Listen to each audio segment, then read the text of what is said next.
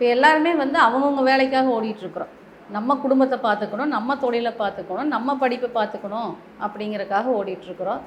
நம்ம இப்படி ஓடிக்கிட்டு இருந்தால் பொது வேலைகளை யார் தான் செய்கிறது? அப்போ அந்த பொது வேலைகள் செய்யறதுக்குன்னு சில கிரக அமைப்புகள் அவங்க ஜாதகத்தில் இருக்குங்க.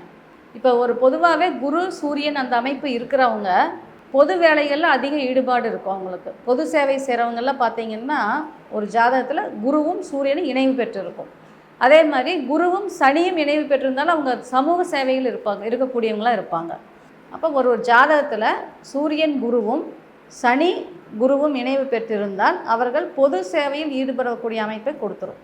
அதே மாதிரி பாவக ரீதியாக 9ஆம் பாவகம் 10ஆம் பாவகம் இணைந்து இருக்கிற ஒருத்தர் வந்து பொது சேவை கம்பல்சரி செய்வார்.